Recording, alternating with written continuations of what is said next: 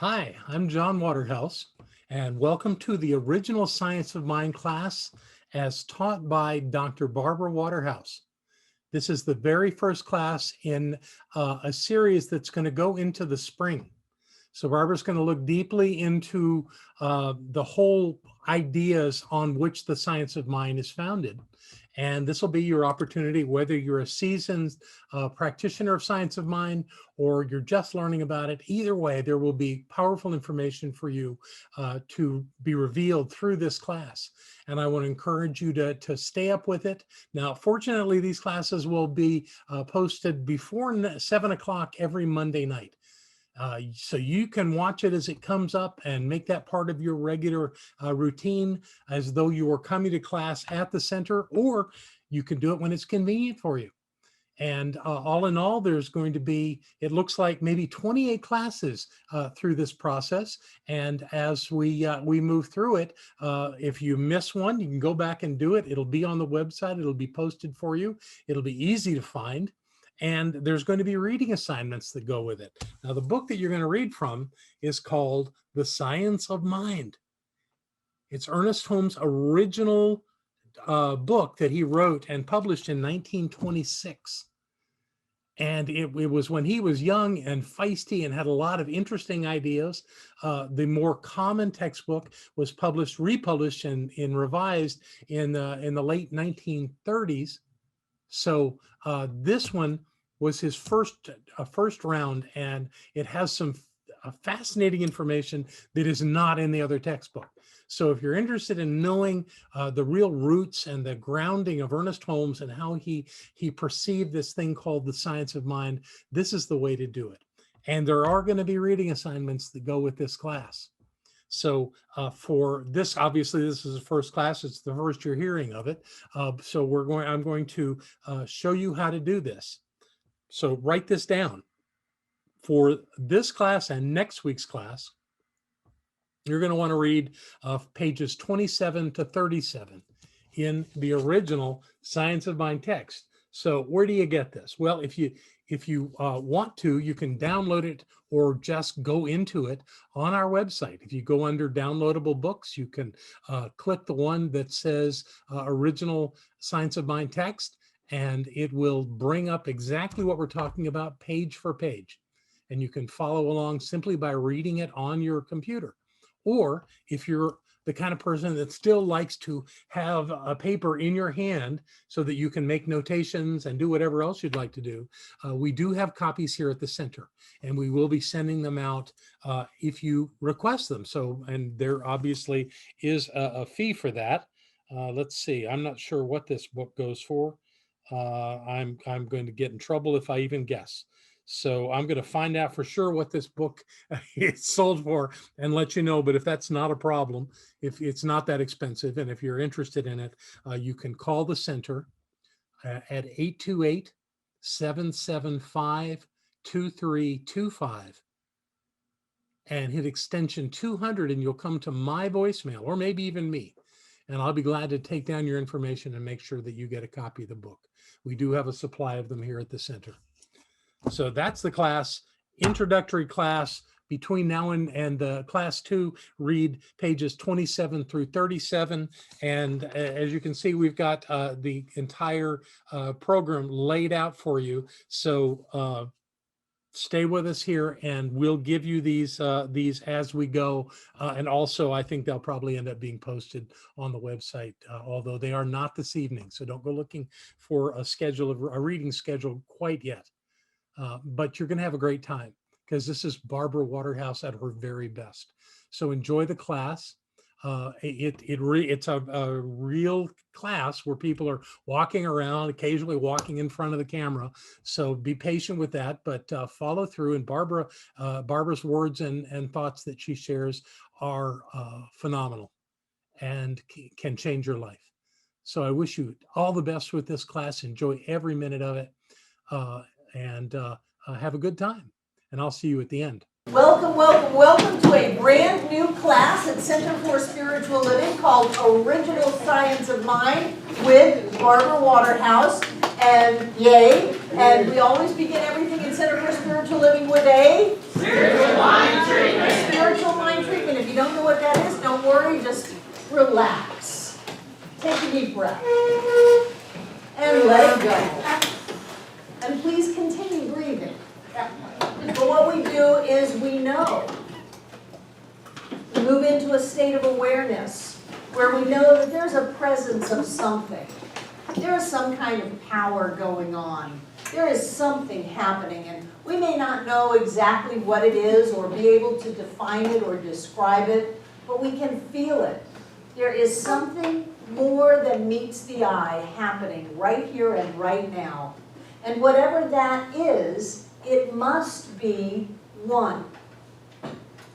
There's only one thing going on. It's life and light and power and presence and prosperity and health and wholeness and joy. It's energy, it's creative force, it's absolute, it's infinite. It is the first cause of all things. Those are just words. There's only one thing happening. And since there's only one thing happening, then whatever that is must include that which we are. We are created out of divine substance. We are God in form. We are spirit made manifest as us. And so moving into that state of identifying our true nature as that of a spiritual being, we know that what is true of the whole must be true of the part. So that which we are must have the same qualities of spirit or life itself.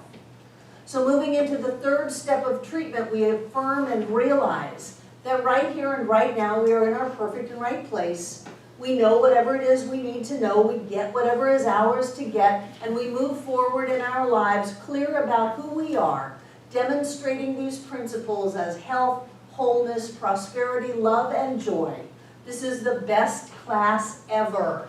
And as we move into that, it comes naturally to be grateful that we get to be here, that we get to come to the center, that we get to hang out with such fantastic people, and that we get to learn the information that allows us to fine-tune the creative process, to have the lives that we deserve.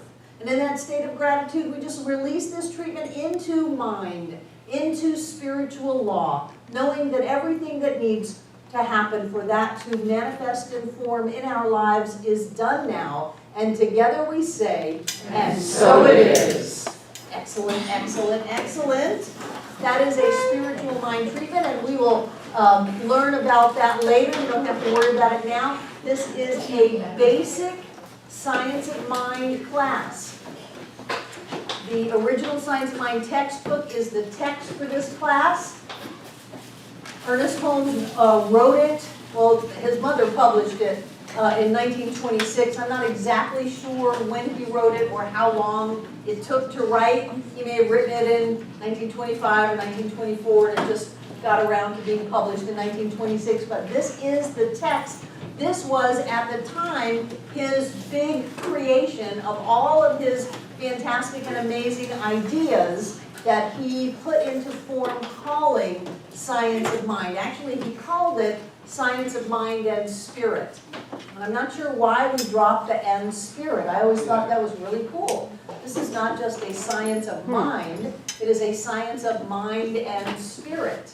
So this is the text for the book. We will be doing readings every week. If for some reason you don't finish your reading, please come to class anyway. You know, don't get into this thing of, oh, this is so rigid and structured, now I have a reading list. Oh my God. If I don't make my reading, I can never read it ever again, and I can never go to class again. That's ridiculous. Come to class, catch up on your reading during the class, next year, whatever. But allow yourself to learn these basic ideas that culminate or that create this philosophy and this teaching that we call Science of Mind. How many people in this room have never taken a Science of Mind class from me? Yes, you have, Michaela. Thank you. Wonderful, wonderful, wonderful. How many people have no idea what I'm talking about when I talk about Science of Mind? Drew is like, yeah, I think maybe that's me. Okay, that's fine. You've got a blue form that we either passed down the rows for people who came early or were out on the Welcome Center. This is your reading assignment. Do you see this? It also gives you information on when we are not having class. So I want to bring your attention to no class September 28th. That's 2 weeks from today. We're having class tonight. We're going to have class next week. The week after that, John and I are in Puerto Vallarta, Mexico. We have to go. It's a meeting of ministers. We have to go every year. And I was on the planning committee that picked Puerto Vallarta. So that's where we're going. But we'll pick classes back up. And these classes will go all the way through the holidays. So there's another class that we're going to skip on November 9th. And we may or may not have someone step in and guest teach. We'll look at that as time goes by. I thought it was just too soon in 2 weeks to do that. So we'll take a break on the 28th, and then we may or may not have class on the 9th. We may have some panelists come and you can ask them questions or things like that. That's always fun rather than just telling you to stay away. I never like to tell you to stay away. It's pretty much a rule every Monday night, always. You can come to Center for Spiritual Living and be included in some kind of a personal growth experience. So does anyone not have their reading assignment and would like it? You are so good. So good.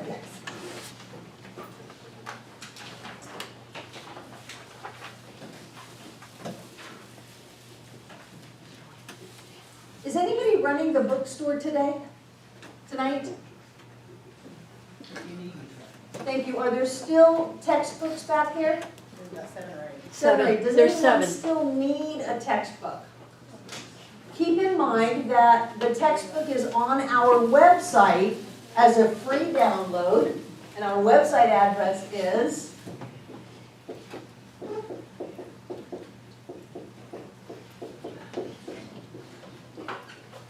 this is also where you'll find the video and audio of the classes. So if you didn't quite catch something and you want to go back over the class, you can go online. Usually the audio goes up about Tuesday or Wednesday. I think the video takes a little bit longer, but you can listen to classes that you miss. You can re-listen to something that you found particularly inspiring or something that you found a little bit confusing. You can listen to it again. You can download the book. The book is in public domain, and we actually have a number of books on our website that are in public domain, and one of my hobbies is to find them, clean them up, because it usually takes a lot of work to get them looking the way that they do in a book, and then post them on the website. My intention is that before the class is over, I will have finished recording the 6 lessons that are the beginning of the main part of the book. It goes off to a lot of special articles after that. I've got it about half recorded already, and then a number of years ago I just stopped. So I feel very inspired to pick it up again and finish recording that and get it out on the website for you and anyone else who wants to listen to it. We have people from all over the world go on our website. And the last time we ran statistics on it, we had 40 to 50,000 hits a month on our website. We get emails from people all over the world. We get PayPal donations from people all over the world. We have people in the armed services that are listening online. So please feel comfortable going on the website. Everything is free. My intention is to teach science of mind, not to get $5 for someone listening to something. So everything on the website is free, and please avail yourself of it. We're having a brand new website, what's it called when you bring something out? Launch on the first Sunday in October, and we're going to use time during our Sunday celebration to show you the new website and to look at all of the upgrades and perks that the IT team had been working on for about a year now. We actually had so much traffic on our website that the host crashed it and said we could not be hosted on their server anymore. We were using up all of their bandwidth. And this was a big server. This was a well-known website server. So at that time, we had to recreate our old website at the same time that we were making a new one. Mike, you're familiar with our website, aren't you? I am. Yes. How many years have you been hanging out on the website? 2 years, and then you moved here from where? Western Massachusetts. Massachusetts, yes. For the center. Yes, you moved here to be a part of the center because you were on the website for 2 years. That's wonderful, wonderful, wonderful. And there are a lot of people who have moved to Asheville to be a part of the center. It never ceases to impress me. I won't say amazed, but I'm impressed. Started off with Joe and Sylvia O'Neill maybe 12 years ago before we had a website. They moved here to be a part of the center from their cabin on Lake Ontario. And this is something that's very special. And I think the reason that this is special is that the teaching is special. And what so many people say to both John and me is that this is a center where everyone walks their talk. And so what we're going to learn are not just lofty principles and charts and things like that. We're going to learn how to take those and actually use them in our lives in an effective way to create something that really works. Do you want to come up here to these two seats? Sure. Robert and Roxanne just moved here from Hawaii. Yes, yes, yes.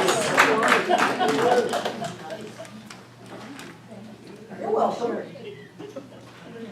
So I love this book because Ernest lays out the entire teaching in a logical and sequential way. And John always says, if I hadn't been a minister, I certainly would have been an attorney. And I love the logic of it. I like the way he sets out the prepositions and builds on it. He's not asking you to jump into quantum physics or anything that is really being asked for you to take on faith.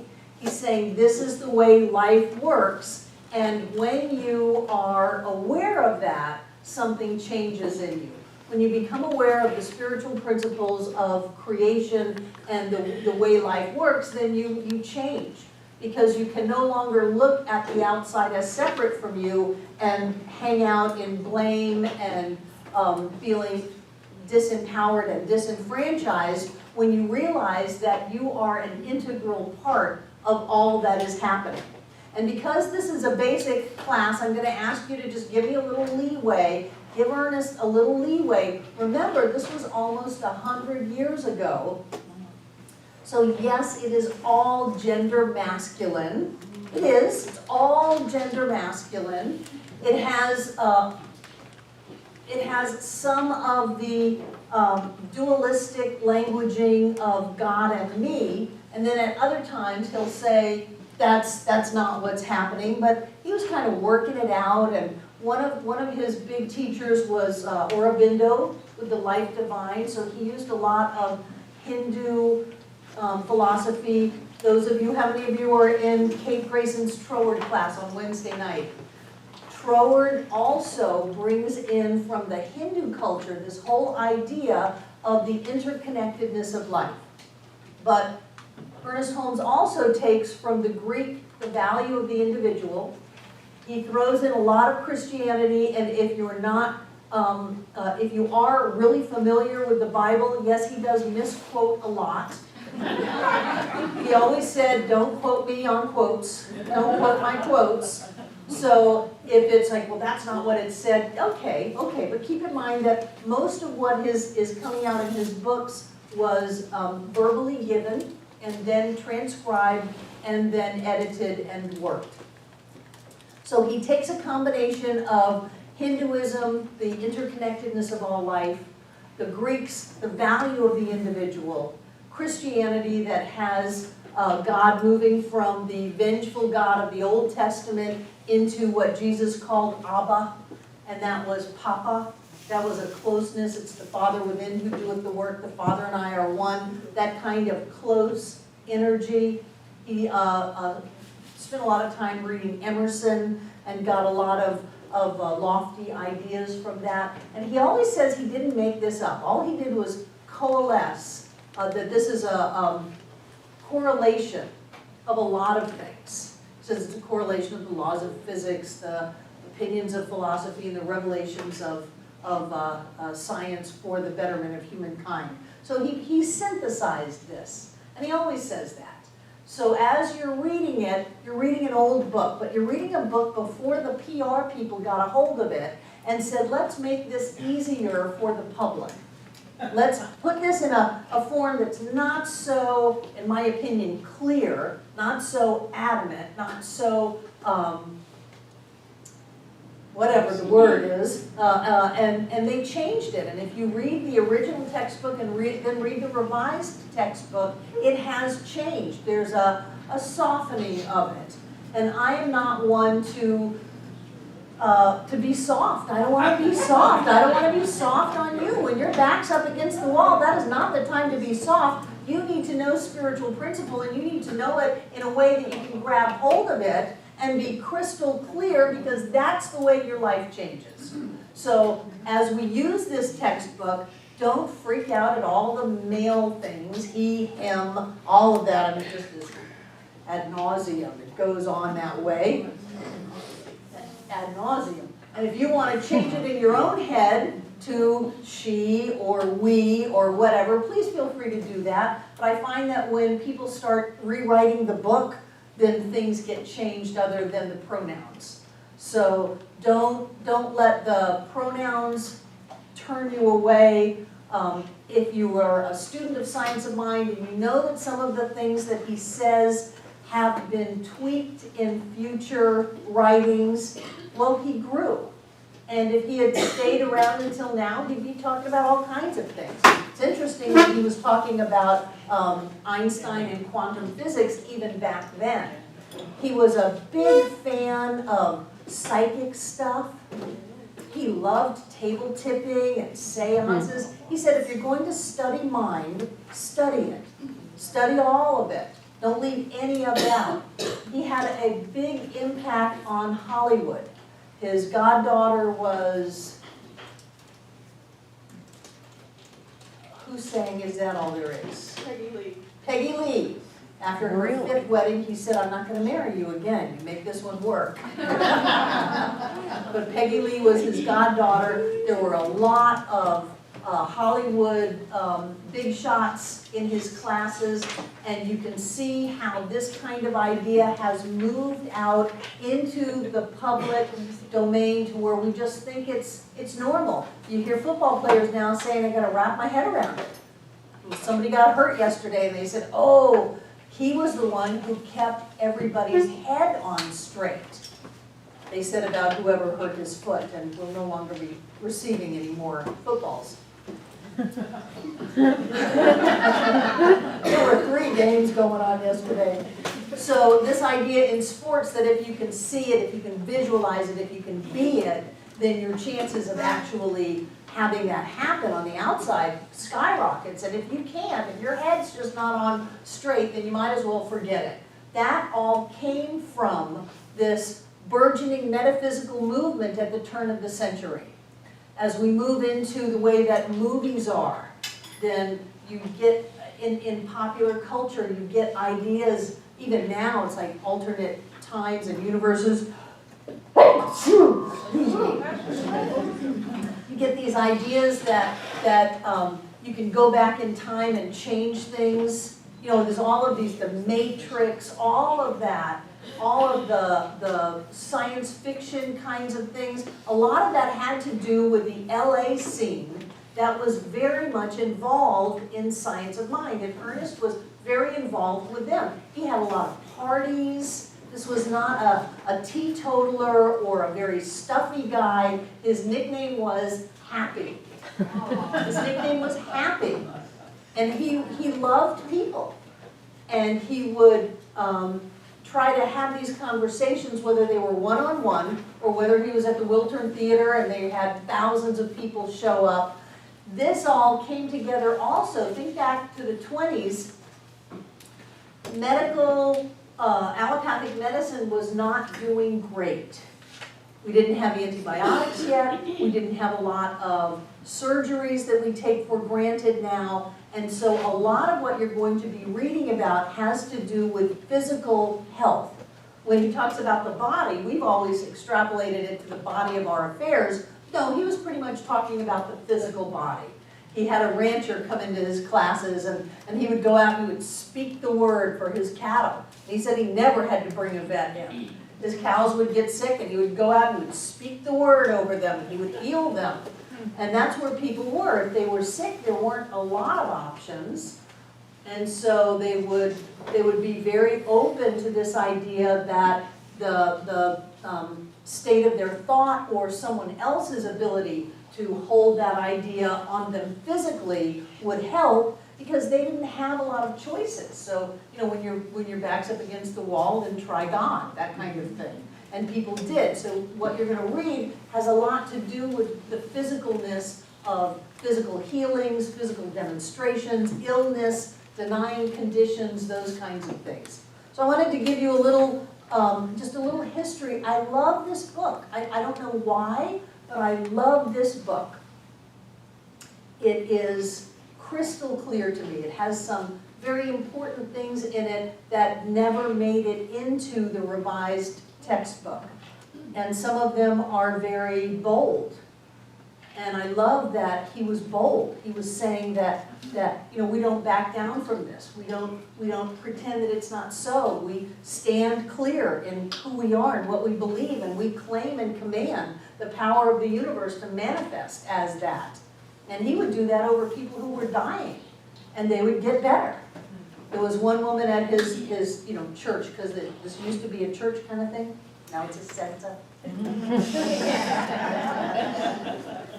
And she was dying, and he, you know, they called him in because she was going to die, and he went over and he just talked to her and petted her and said, you know, we really miss you, we really need you. Nobody is greeting people when they come in. People are asking where you are, and I just miss you, and I want you to know how much I love you and how much I'd like for you to.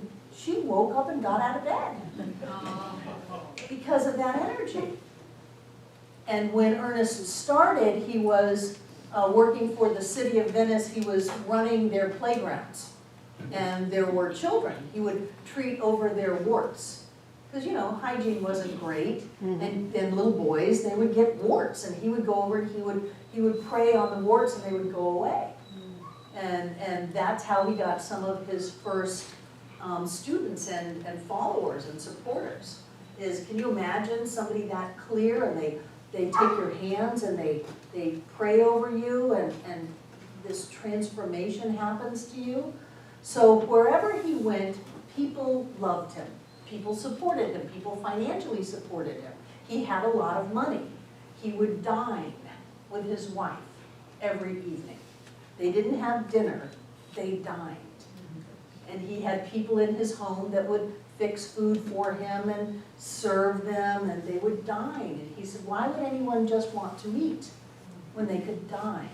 So he was all about appreciating life, living life fully, and really being in that space where you get that you deserve to live life fully.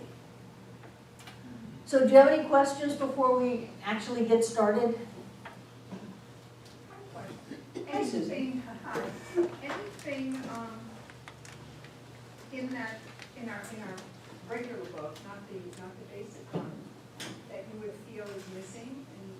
Oh, yes. In other words, improvements made are important improvements, or not? I'm confused as to what you're asking now. In the original book that you have, and the book that I've been using all along, Is that this book, the 26?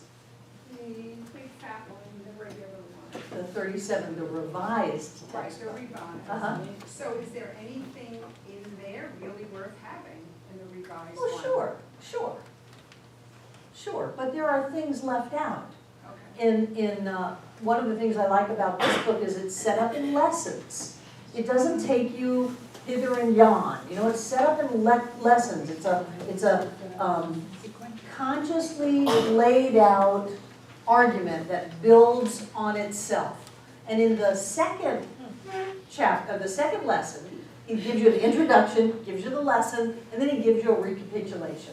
And if anybody knows about public speaking, they say, tell them what you're going to tell them, and then tell them what you told them. So he lays the book out like that.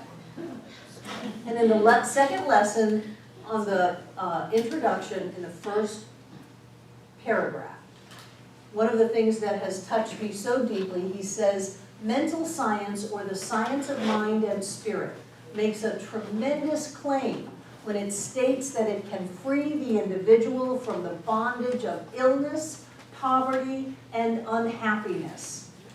But it does not back down from that statement, and it never will. It says that anybody on the planet can be freed from any kind of illness, any level of poverty, and any amount of unhappiness. And it doesn't qualify that statement. It doesn't say, well, only if you live in LA, you know, only if you've got a job, only if you're good looking or whatever. It doesn't qualify that. He says it doesn't hesitate. It doesn't stop. You don't go, well, is this going to work? Should I actually go forward with this claiming of the word? No, he says it doesn't hesitate. It doesn't qualify it. It doesn't back down. Oh, well, I guess that was just too big for the power of God itself, and it never will. Those kinds of bold statements for me, when I have needed to demonstrate and the appearance was that it looked like it was impossible, those kinds of bold statements have always helped me. They've always given me something to hold on to. Don't hesitate. Don't qualify it. Don't back down. It's like, you know, those of you who went to the fire walk, you don't want to stand there at the edge of the fire and hesitate, qualify, well, I don't know, you know, other people have walked on it, but I don't know if I can. And my cousin told me that this was crazy and I shouldn't do it, and I think that I'm just going to go sit down and wait for a little while. Those who didn't walk, they said, can I walk on this fire? No. Okay. Good to know. But if we are wimpy in our spiritual conviction, then we will find that our demonstrations don't happen. They just don't happen. And every time we create something that is looking like a crisis or a huge issue in our lives, we're only doing that so that we can catapult ourselves over it and come out on the other side clearer and stronger than we ever were. So whenever anybody comes up to me and goes, oh, they got fire, it's like, great. Oh, they left me, fantastic. Oh, they said this and that about me, wonderful. Because that means that we are ready to jump over that hurdle, and the way that we do it is to stay crystal clear about who we are, about whatever our idea of God is, and about how the universe works. Good? Mm-hmm. Good. So he starts off even before the first lesson and talks about the evolution of thought.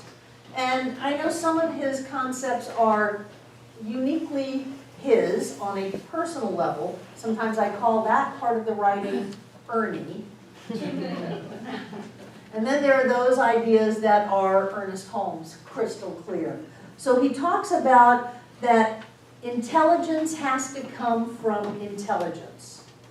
You are intelligent. You are an intelligent being. You have to have come from some kind of a consciousness of intelligence. I don't know, I just think it's me. That intelligence must come from intelligence, and that we are created out of that which spirit is. He says that we are perfect no matter what the appearance may be, that, is that my dog? No. It's my dog. Okay, Your okay. dog's out there too. Is she? Yeah. I'm glad I gave her a bath. So this is before he's laying everything out. He says intelligence has to come from intelligence. So people will say, well, if The whole is manifested in the part. If I am whatever that which created me is, I'm the drop of water in the ocean, that means that whatever the ocean is has to be inside of me, then why am I not perfect?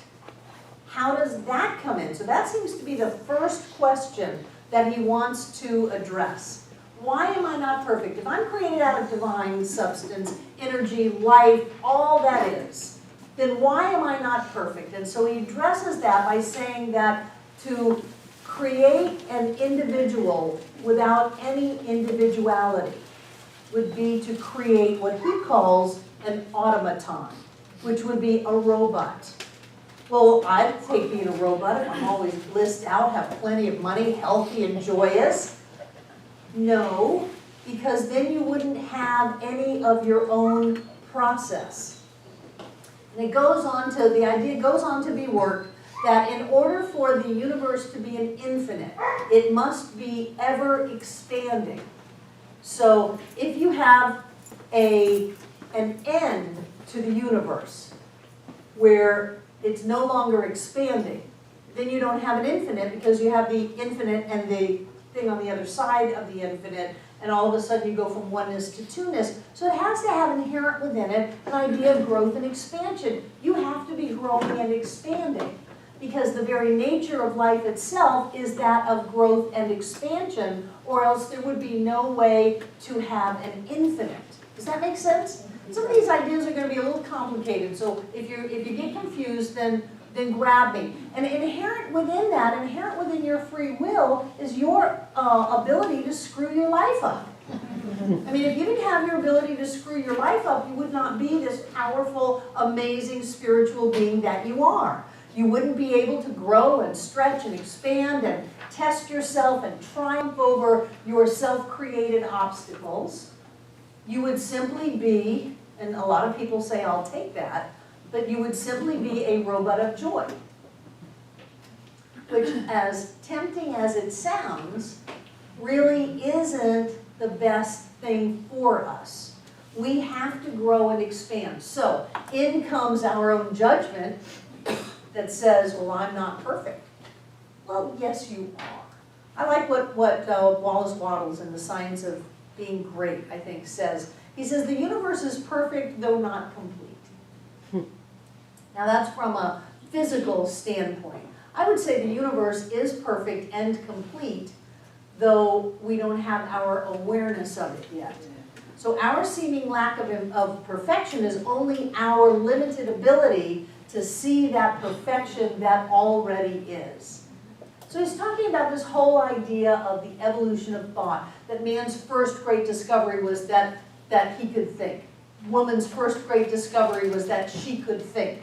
And that brings up the whole I think, therefore I am concept. But we can think. And then he said that we started noticing that we think a thought, and where does it go? That thought that you just thought about, well, that's a good thought. But what, I don't know. Where did it go? Where did it go? Yes, Michaela?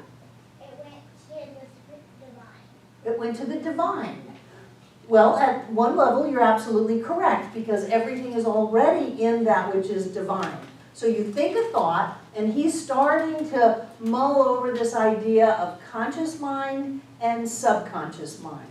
So he's saying you think a thought, and it comes back as memory. And he's going to use this idea of memory for a while as a bridge to take you into an idea of subconscious or subjective mind. So you think a thought, it comes back as memory. Something is happening. You got that thought. It didn't just go away. And he's saying, oh my God, we have thoughts, and those thoughts affect our physical body.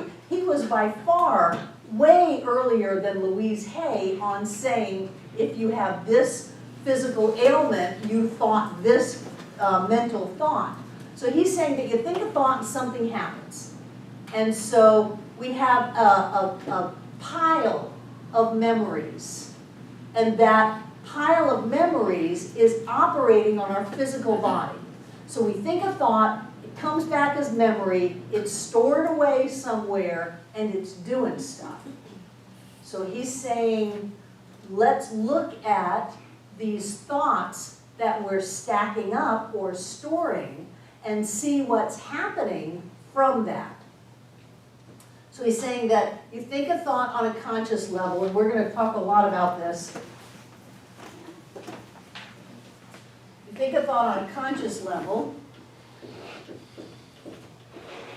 and it goes to a subconscious. But then in a little while, he's going to say there's no such thing as subconscious or unconscious, because mind or awareness is never unconscious. So he's going to take it down to what he called a subjective level. And he's saying that you're stacking all this stuff up inside of you in your subjective mind. It's doing things to your physical body. If you go around filled with bitterness and resentment and fear and anxiety, you're going to have an impact on your physical body. And we all know that. Louise Hay wrote many books where you can look up things and she'll give you exactly what that is. In the back of the Revised Science of Mind textbook, Ernest does that too.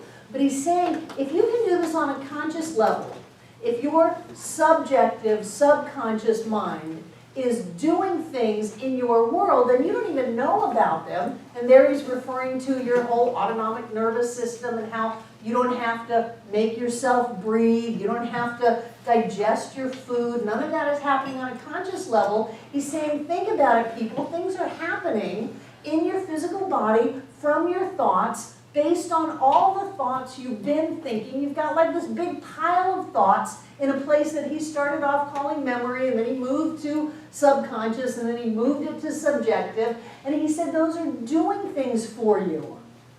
If you have a physical ailment and you did that by thinking certain conscious thoughts, and people go, well, I didn't think that thought, I just thought about how much I hate that person, or how much I'm worried I'm going to be thrown out on the street, or something like that. He said if you're thinking those thoughts and storing them up, and they're having an impact on your physical body, then what can you do? And this was one of his first big teachings and revelations. What can you do? Susan? You can think a new thought. You can think another thought. So he's saying that this is the first lesson, is that if you have a bunch of stuff piled up from years of thinking, and you're looking around going, I'm not happy, I don't have any money, I'm sick, life is awful, he's saying that what you can do is you can consciously think a new thought and start storehousing those. He said if you have that idea, which is stored in memory or the subconscious or the subjective, he said that you can erase that, first of all, by stop thinking the thought that you don't want, and to begin to think thoughts that you do want. And back then, this was headline news. You do not have to die of tuberculosis. And people were dying left and right. They had sanitariums for people to go to so they wouldn't infect the rest of their family. They were locked away. So you don't have to die of this. You don't have to have this kind of life.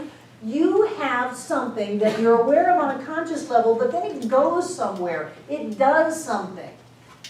And you can use that either in a way to create the life that you want, or in a way that messes things up. And there comes the first idea of discipline and commitment. And he says in the beginning of the book, he says, I'm writing this to people who want to change their life. I'm not writing this to people who don't believe. I don't care about them. There are plenty of people who are open to these new ideas and want to change their life. And if you want to change your life, you can look at these new ideas and you can use them in such a way that will manifest new things in your life. But it starts off with your conscious mind, but that is not all of you by far. Then he says that there is something. There is something that connects us. There is something that we are a part of. There is something that is our life force. He calls it instinctive man. He calls it that connection that we have. And he says that is always moving, always operating. And that when we learn how to direct that in such a way as the end result is that which we want, we have got a hold of something. And he would always start all of his talks and his radio shows, he would say, there is a power for good in the universe, and you can use it. Pretty lofty idea. I've always picked that apart because there's a power in the universe and we always use it. But just think about this. This is a brand new idea. There's a power for good in the universe because people always throw, there's the God and there's the devil and the good and the evil and all of that. And that's all about living in the world of two-ness. There's a power in the universe that you can use. And so if you're looking at being thrown out on the street, dying of tuberculosis, just not being able to have the life that you want, then how great is that? There is something that I can use. And he's saying it's all about your conscious thought, but that is not all of it. That's just the only part you know about. That really, when you think a thought, something amazing happens. When you think a thought, you are connected with everything.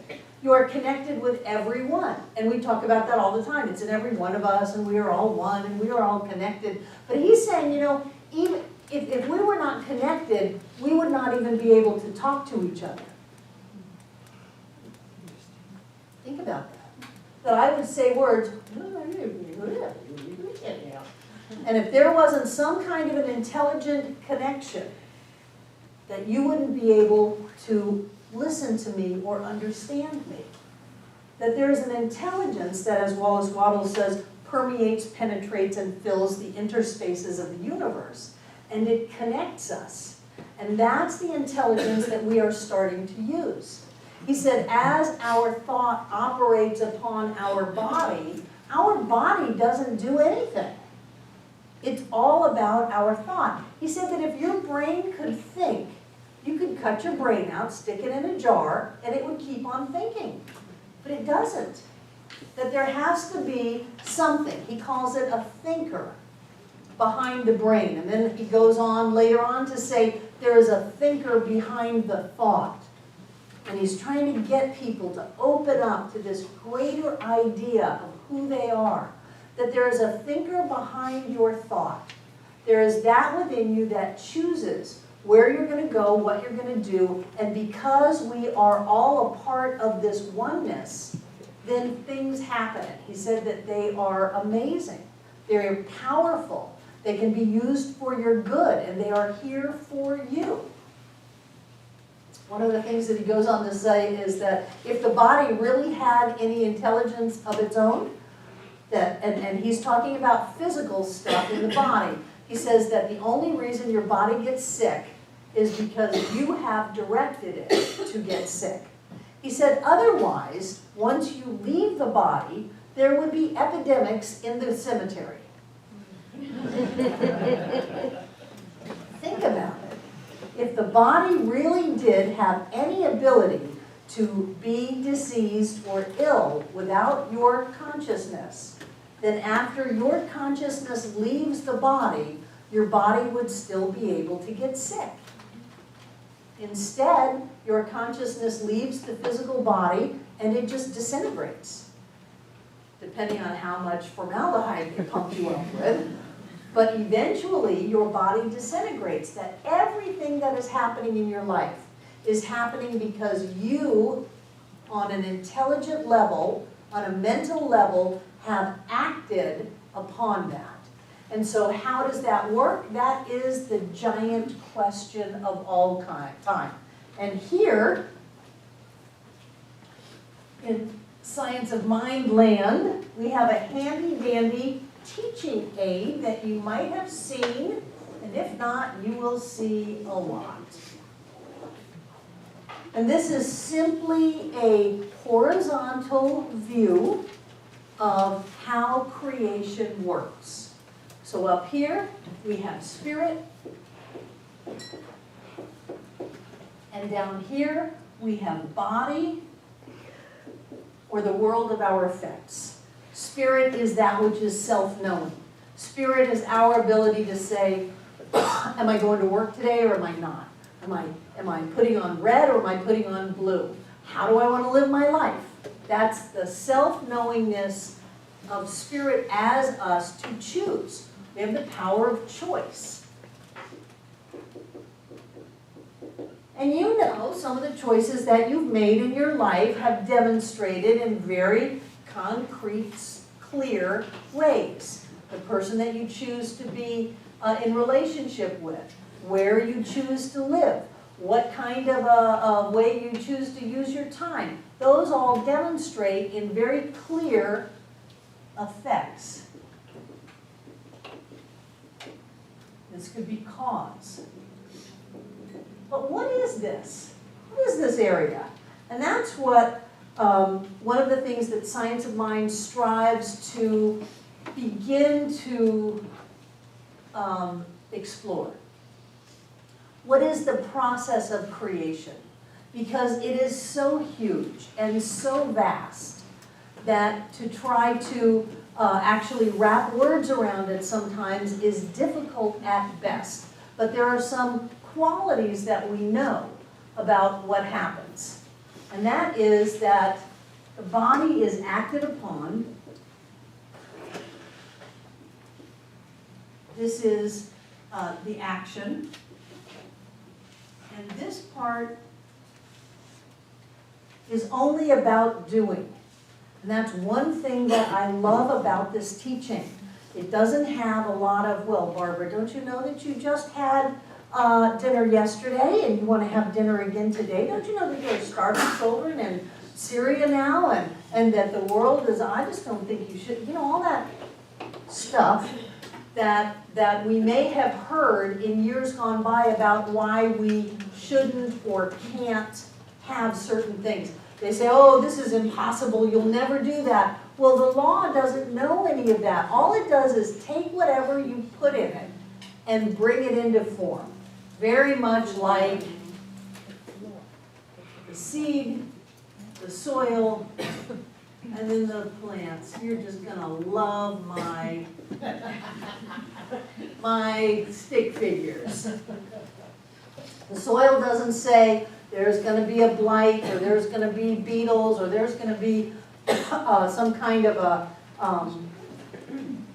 tomato fungus or whatever. You really shouldn't plant those. I think you'd be much better off if you planted barley or something like that. It doesn't do that. It just says, what do you want to do? You stick something in me, whether it's an heirloom tomato seed or a weed seed, I'll grow it. Because that's what I do. I grow things. I have no judgment. I have no ability to discern what is good or bad or right or wrong in the building, in the growing of the seed. All I do is grow it.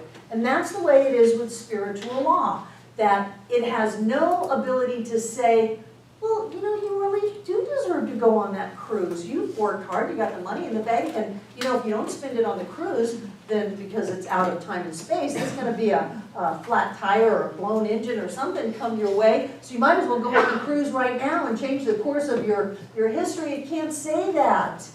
It can't say, oh, come on, April, you deserve it. You can go for it. It's not your cheerleader. And it also is not the aspect of life that says, you can't have that, that'll never happen, you don't deserve that, it can't do it. It can only take what you give it and bring it into form. Yes, Michaela? I think the plant is like your body. It will say, it's like your mind. It will say like, no, that's not okay, and not so. The seed is your thought, the soil is spiritual law, and the plant is your life. You get the plant from the seed you plant. You get the life from the thoughts you think. But then this goes way beyond a simplistic look, because we have things like, this is us on a conscious level. Put conscious in here. And what is this? What is all of this? This is our subjective. Once you put it in your subjective, unless you get it out, it's going to grow. So there are no idle thoughts anymore. I say this with all love. You are paying a high price for every thought that you think that is limiting or restricting in any way. You are paying a huge price for what you think of Donald Trump. You are paying a huge price for still being mad at your parents. You are paying a huge price because it's all down there in your subjective. And it's piling up. And the only thing that that can do is bring it into form. So whatever it is you're putting in it is amazing spiritual law that is the same law that created multiverses, multi-universes, not only just the sunrise and time and space, but so much more than that, it's bringing into form your life. And so here you have you down here. You've got your body. There you go. You've got your body. And if for some reason you're looking like that, it's because of the things that you have set in mind. And that this is our physical form here, but you know you're not your physical body, don't you? You have a body, but you're not your body. You've got emotions, but you're not your emotions. You've even got thoughts, but you're not your thoughts. You are huge. You are so big. You are so powerful that I think that if we ever had a sense of that, it would just blow us away. And so we have our physical form, and it looks like just this one little thing, but then there's going out from us like that. Again, it's linear. But there's me, and then there's you. So here I am like this, and here April is like this. And at what point, because this is infinite, do we touch? This is where practitioners come in. This is where when you know something here, and it goes down here, this person can touch you on the non-physical. Think about that. How does that work? You call them a practitioner, they do a spiritual mind treatment, things happen. How did that work? They were over there, and you were over here, breezy. So is it kind of like feeding off of each other? It could be, it could be. It also could be in not so good of a way. This is also called race consciousness.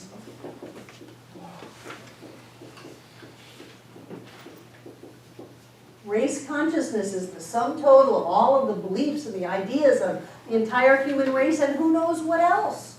Who knows whatever ETs and other worlds and all of that blend in together. So when you have a thought that might be in alignment with a race consciousness that is not great, like, oh my God, there's not enough, and you've got millions and millions of people immersed in that belief that there's not enough, then it's kind of easy to get sucked in. Sometimes all you have to do is sit next to somebody and it's easy to get sucked in.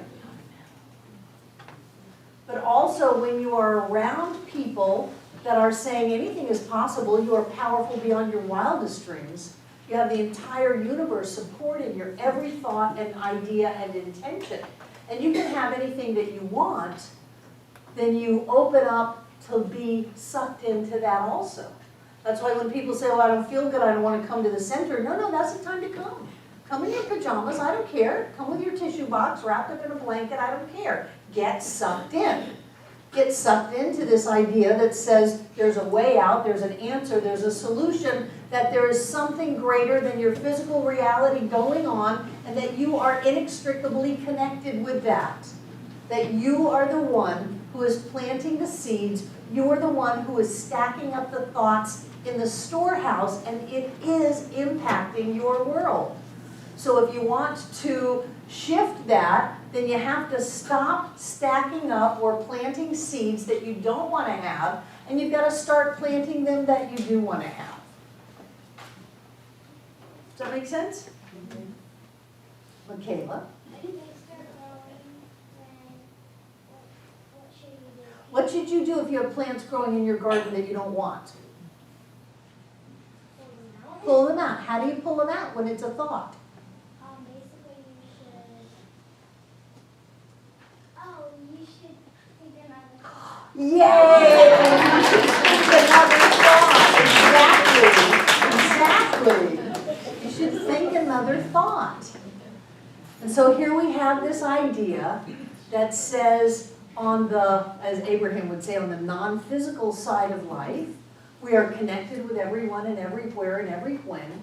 But more than that, that there is an impulsion towards good, an impulsion towards growth, a power that supports us into bringing into form that which we want. And rather than looking at this as simply, well, I'm going to do a 5-step spiritual mind treatment because I'm going to get what I want, what Ernest wants us to do is to begin to explore this idea that we are a part of something greater, that we are a part of love made manifest, that we are a part of all that is, that there is something great and glorious and magnificent within us. And that as we open to that, then we naturally start to think other thoughts. In the beginning of the revised textbook, he has a poem that says, "Peace be unto thee, stranger." And he talks about how the table is laid with the fruits of life, the sunlight sparkles, the wine, it sparkles also.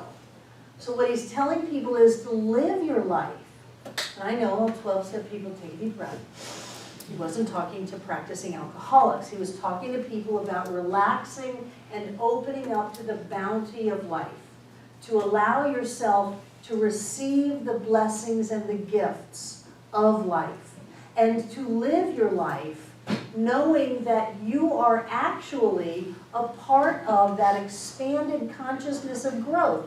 You know, people have enough on their plate without our first world problems being added to real problems. So he's saying, lighten up, enjoy your life, know that you are an inextricable part of all of life, that you are meant to be healthy, to be prosperous, to be joyous, to be successful, and that it is the world's delight, it is life's delight to support you in that.